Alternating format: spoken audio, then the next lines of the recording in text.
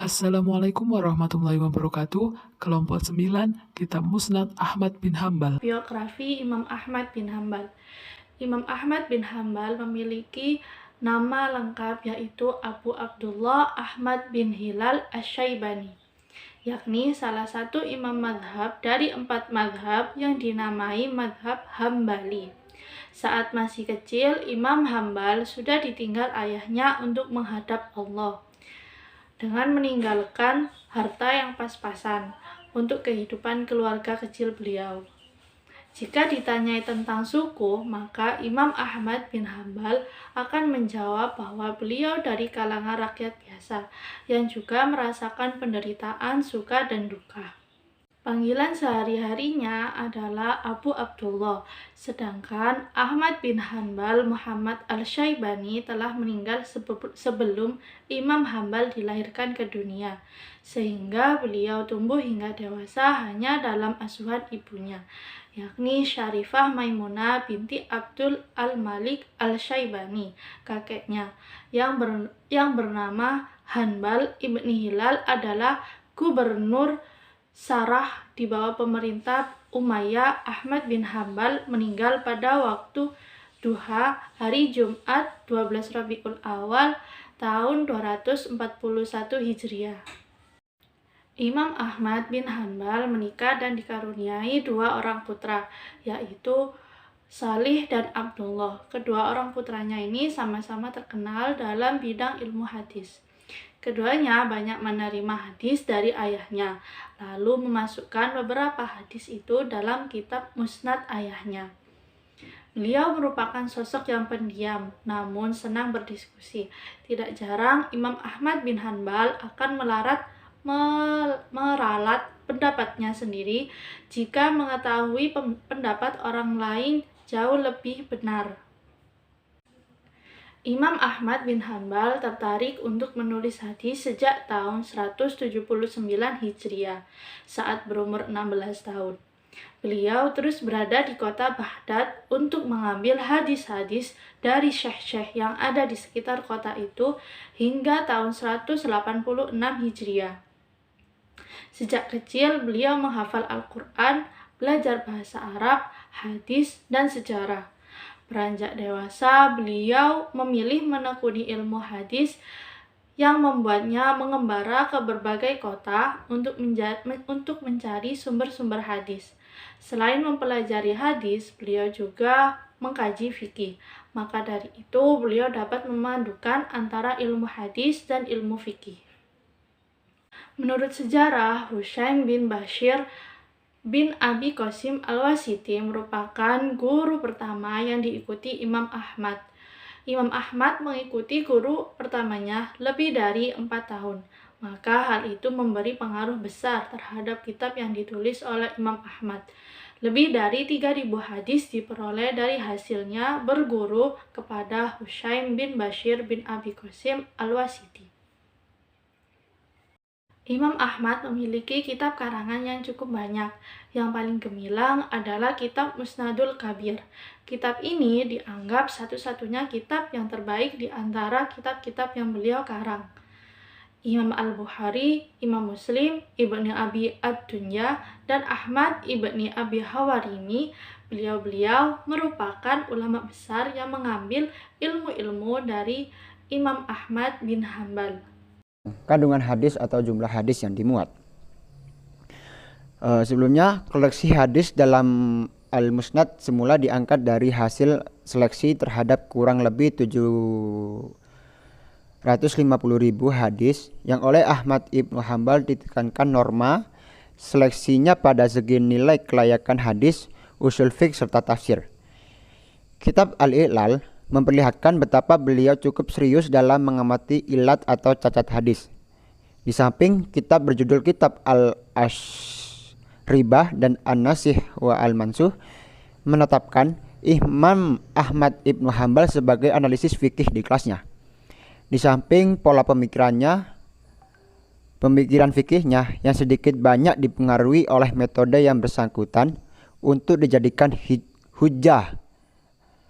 Alhasil, seleksi tersebut dibukukan dengan tulisan tangan menjadi 24 jilid. dan ketika diterbitkan dalam edisi ketikan mesin jadi 6 jilid format sedang. Betapa hanya format 6 buku berformat sedang, namun melihat muatan hadis yang tertampung di dalamnya sekitar 40.000 hadis pantas dipandang sebagai kitab koleksi hadis terbesar. Namun jumlah hadis terbesar itu bila dihitung ulang menjadi mengecil, karena sisanya berupa ulangan hadis serupa, mungkin tersebab jalur sanad berbeda walaupun nama sahabat sumber utamanya sama, ataupun sedikit terdapat tata redaksi matan yang berbeda. Daya tampung Al-Musnad terdapat hadis sebanyak itu disebabkan oleh Imam Ahmad ibnu Hambal adalah guru besar ulama muhadditsin generasi berikutnya. Apabila hadis yang memadati kutub as-sittah termuat juga dalam Al-Musnad Imam Ahmad ibnu Hambal, dan segi kuantitas hadis dan ketinggian susunan, tata kalimat matanya tidak tertandingi oleh kitab bentuk musnad manapun. Lalu ada metode penghimpunan. Kitab-kitab musnad ialah kitab yang mentahrij hadis-hadisnya didasarkan pada nama-nama sahabat dan penghimpunan beberapa sahabat sebagian kepada sebagian. Pembukuan hadis didasarkan pada nama sahabat yang meriwayatkannya adalah musnad. Sistematika penghimpunan hadis yang didasarkan pada nama sahabat yang meriwayatkan tanpa memperlihatkan permasalahan atau topik hadis serta kualitasnya. Misal, hadis Nabi yang diperoleh seseorang periwayat melalui Aisyah, maka dikelompokkan pada bab hadis-hadis Aisyah. Adapun penulisan kitab musnad memiliki pendekatan dan warna berbeda dalam menulis kitabnya. Yang pertama ada yang menulis dengan pendekatan huruf alfabet, yang kedua ada yang menulis berdasarkan urutan waktu masuk Islam dimulai dari Abu Bakar dan seterusnya. Lalu yang terakhir ada yang berdasarkan kabilah atau golongan, ada yang berdasarkan pengelompokan wilayah. Mungkin itu materi yang bisa saya sampaikan. Baik, untuk materi selanjutnya adalah mengenai sistematika isi kitab Musnad Ahmad bin Hambal. Hadis yang terdapat dalam Musnad Ahmad bin Hambal merupakan sebuah koleksi yang diseleksi dari 750.000 hadis, di mana penyeleksian tersebut ditekankan pada norma, yakni segi nilai kekayaan hadis, segi usul fikih dan tafsir. Beliau sangat cukup serius dalam mengamati catat hadis atau ilat. Seleksi yang dilakukan Ahmad bin Hambal tersebut menghasilkan sebuah buku yang ditulis dengan tangan sebanyak 24 jilid serta diterbitkan dengan menggunakan mesin ketik menjadi 6 jilid dengan format sedang. Dalam 6 jilid musnad tersebut termuat 400.000 hadis yang dapat dipandang sebagai salah satu koleksi hadis terbesar. Namun demikian, setelah dihitung berulang-ulang, kitab hadis tersebut semakin kecil dalam bilangan hadis yang dimuat. Hal tersebut dikarenakan beberapa hadis mengalami pengulangan dengan menggunakan sanad yang berbeda, meskipun sumbernya dari sahabat yang sama, atau adanya sedikit indikasi bahwa matan yang terdapat dalam hadis tersebut berbeda. Imam Ibnu Hambal menyusun kitab Al-Musnad berdasarkan tertib susunannya, yaitu yang pertama adalah 10 orang sahabat yang dijamin masuk surga. Kemudian yang kedua adalah Abdurrahman ibnu Abu Bakar, Zaid ibnu Harijah, Al-Haris ibnu Khazamah, dan Sa'id ibnu Maula Abi Bakar. Yang ketiga adalah Musnad Ahlul Bait, musnad dari kalangan sahabat-sahabat lainnya. Musnad penduduk Makkah atau Makkiyin, Musnad penduduk Madinah, Madaniyin, Musnad penduduk Syam atau Samiyin, Musnad penduduk Kufah atau Kufiyin, Musnad penduduk Bashrah atau Bashriyin, Musnad Al-Ansor, Musnad Aisyah dan para Syahabiyat, dan 12 adalah kabilah-kabilah lainnya. Kemudian Untuk daftar isi dari kitab Musnad Ahmad bin Hanbal ini terdiri dari 18 juz, yaitu juz yang pertama terdiri dari hadis Abu Bakar Asy-Siddiq, hadis Umar bin Khattab, hadis Utsman bin Affan, dan hadis Ali bin Abi Thalib. Juz kedua terdiri dari Musnad Thalhah bin Ubaidillah, Haris bin Ubaidah bin Al-Jarrah, Haris Abdurrahman bin Abu Bakar, hadis Zaid bin Kharijah, hadis Al-Haris bin Huzamah, hadis Sa'ad Maula Abu Bakar, hadis Al-Hasan bin Ali bin Abi Thalib, hadis Husain bin Ali bin Abi Thalib, hadis Uqail bin Abi Thalib, hadis Ja'far bin Abu Thalib, hadis Abdullah bin Ja'far bin Abu Thalib, hadis Al-Abbas bin Abdul Muthalib, Musnad Al-Fadil bin Al-Abbas, hadis Tamam bin Al-Abbas, hadis Ubaidillah bin Al-Abbas, dan hadis Abdullah bin Al-Abbas. Kemudian untuk juz 3 yaitu memuat tentang Musnad Abdullah bin Mas'ud. Juz 4, Musnad Abdullah bin Umar bin Khattab bagian 1. Kemudian juz 5, Musnad Abdullah bin Umar bin Khattab bagian 2. Juz 6 terdiri dari Musnad Abdullah bin Umar bin Khattab bagian 3 dan Musnad Abu Hurairah bagian 1. Juz 7 terdiri dari Musnad Abu Hurairah bagian 2. Juz 8 terdiri dari Musnad Abu Hurairah bagian 3 dan Shahifah Hamma bin Munabbih. Juz 9 terdiri dari Musnad Abi Hurairah bagian 4. Kemudian juz 10 terdiri dari Musnad Abi Sa'id Al-Khudri dan Musnad Anas bin Malik bagian 1. Juz 11 terdiri dari Musnad Anas bin Malik bagian 2 dan Musnad Jabir bin Abdullah bagian 1. Juz 12 terdiri dari Musnad Jabir bin Abdullah bagian 2 dan Musnad Makiyin atau perawi dari Makkah bagian 1. Juz 13 Musnad Makiyin perawi Makkah bagian 2. Juz 14 terdiri dari Musnad Makiyin bagian 3 dan Musnad Kufiyin atau perawi dari Makkah bagian 1. Juz 15 terdiri dari Musnad Kufiyin bagian 2, Juz 16 Musnad Kufiyin bagian 3, Juz 17 Musnad Kufiyin bagian 4, Juz 18 terdiri dari Musnad Kabilah-Kabilah. Berdasarkan sistematika tersebut, maka para pencari hadis Ahmad bin Hanbal harus mengetahui secara mendalam mengenai sahabat-sahabat yang meriwayatkan dari hadis-hadis tersebut. Kemudian nilai atau kualitas komentar para ulama terhadap penyusunan dari Musnad bin Hanbal ini. Yang pertama adalah pernyataan dari Muhammad Syakir bahwa banyak hadis sahih yang terdapat dalam kutub al-sittah termuat dari Musnad Ahmad bin Hanbal ini. Namun demikian, pernyataan itu ditolak dengan alasan bahwa hal itu hanyalah pernyataan yang bersifat umum oleh Az-Zahabi. Hal tersebut disebabkan bahwa dalam Sahih Bukhari dan Muslim terdapat hadis-hadis sahih yang tidak terdapat dalam Musnad Ahmad. Musnad Ahmad bin Hanbal menduduki posisi kedua setelah Al-Muwatta, Sahih Bukhari, dan Sahih Muslim. Mayoritas ulama berpendapat bahwa Musnad bin Hanbal ini terdiri dari hadis yang sahih dan dhaif. Sebenarnya, Imam Ahmad sudah melakukan usaha berulang-ulang untuk melakukan penyaringan terhadap kualitas hadis, serta mengusahakan bahwa hadis dhaif yang diambilnya tidak bertentangan dengan hadis sahih. Kemudian, jika ditemukan bahwa adanya hadis dhaif atau kedhaifan yang sangat parah, maka hal tersebut merupakan salah satu akibat dari kelalaian yang dilakukan oleh anaknya yang bernama Abdullah dan Al-Qat'i yang memasukkan hadis tersebut ke dalam Musnad Ahmad bin Hanbal. Dengan demikian, hendaknya kita akan mengambil hujah menggunakan Musnad Ibnu Hanbal Ahmad bin Hanbal ini haruslah hati-hati serta memperhatikan dengan jelas bagaimana susunan dari sanad hadis tersebut.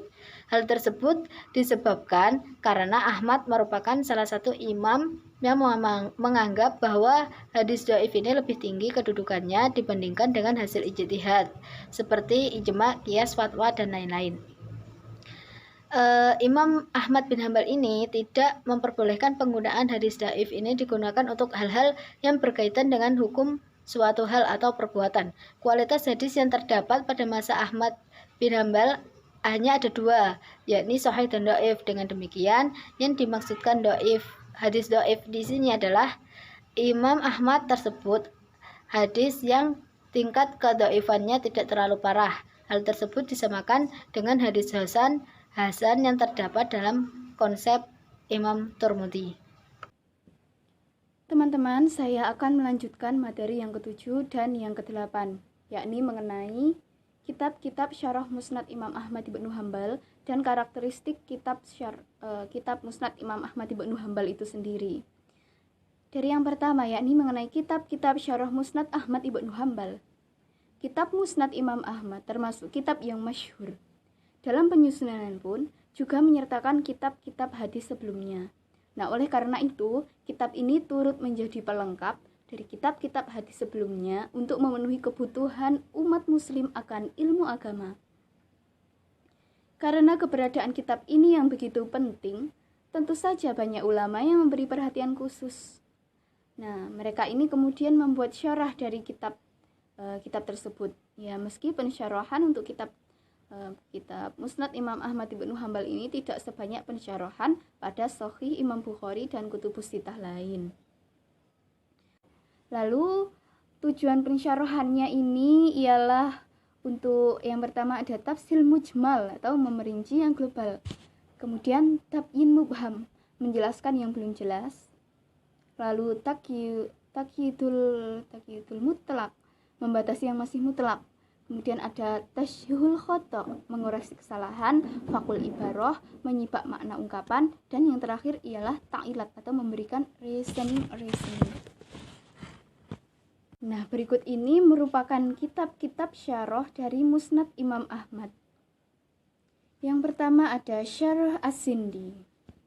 Kemudian ada Fath Ar-Rabbani li Tartib Musnad Al-Imam Ahmad ibnu Hambal Asy-Syaibani. Dalam karya ini memuat bab-bab tertentu, yakni ada bab tauhid, fikih, tafsir, tarhib,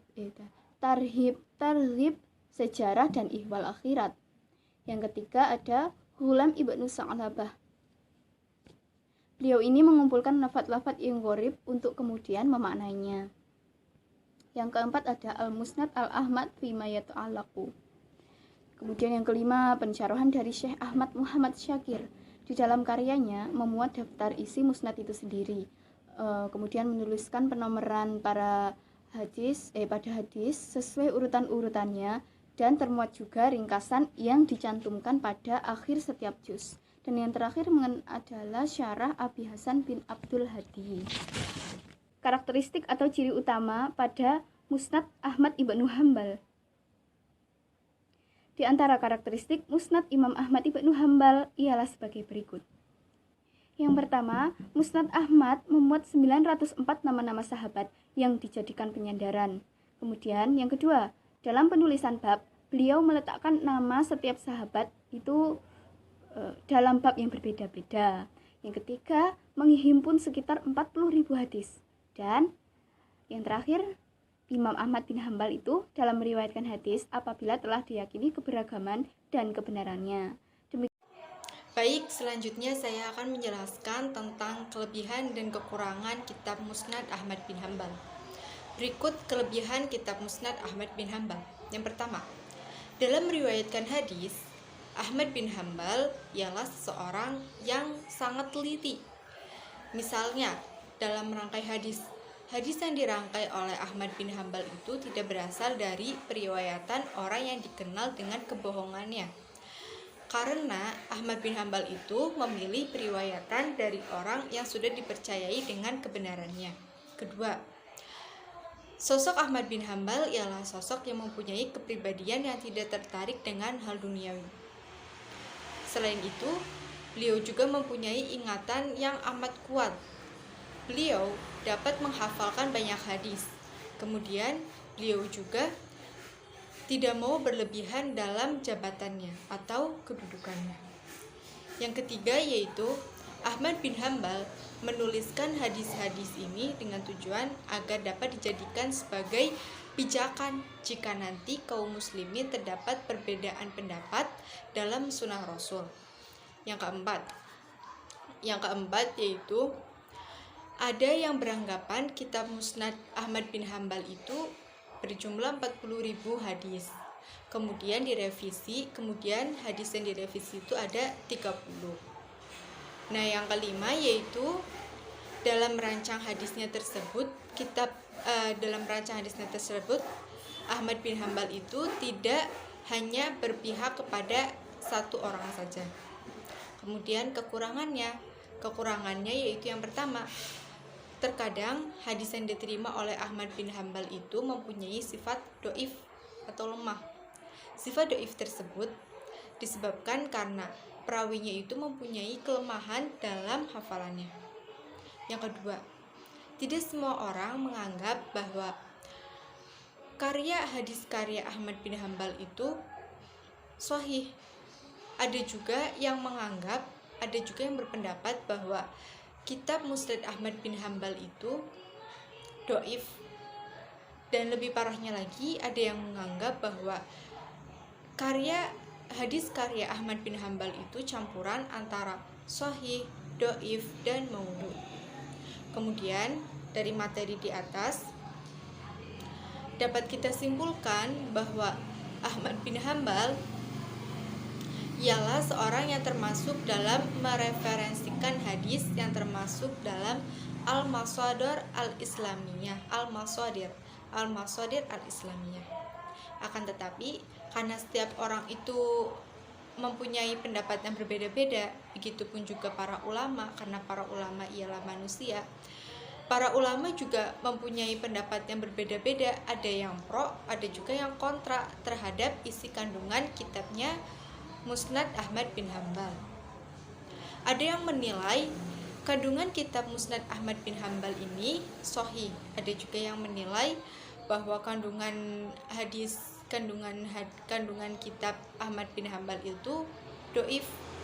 Bahkan ada juga yang menilai bahwa kandungan isi kitab Ahmad bin Hambal itu campuran antara sahih, doif, dan maudhu. Akan tetapi lebih banyak para ulama yang berpendapat bahwa kandungan isi kitab Musnad Ahmad bin Hambal itu sahih. Dengan adanya perbedaan pendapat tersebut dapat memberikan tantangan kepada para ilmuwan maupun para ulama dalam mencari lebih dalam lagi tentang isi kandungan hadis yang terdapat dalam kitab Musnad Ahmad bin Hambal.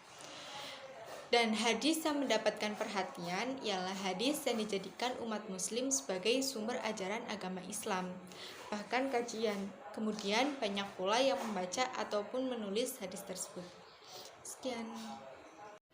Sekian yang dapat kami sampaikan. Apabila ada kurang lebihnya, mohon maaf yang sebesar-besarnya. Wassalamualaikum warahmatullahi wabarakatuh.